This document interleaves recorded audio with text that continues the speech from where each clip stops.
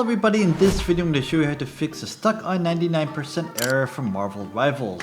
Okay, the first thing you want to do is if you're on Steam, open up Steam, right click Marvel Rivals in your library, go to Properties, go to Installed Files, and you should see Move Install folder right here. I only have the C drive so I can't do it, but you want to move this into an SSD if you have it.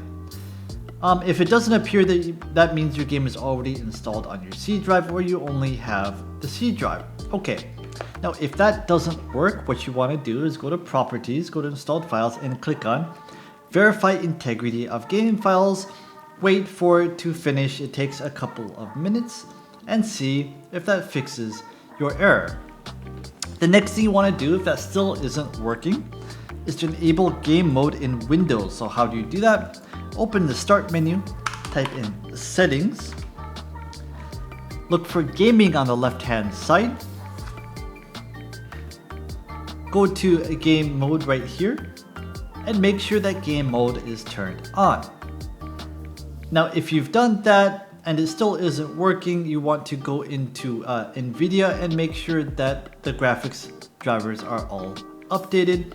Make sure that Auto HDR is on under Display Graphics if it isn't already on. And last but not least, you want to adjust some in-game graphics settings. So open Marvel Rivals. So when you're in here, go to the settings icon on the top right of the screen, go to Settings.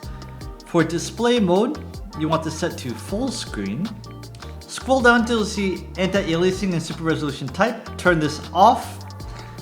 And then save the settings, and that is it. That should fix this 99% loading error in Marvel Rivals.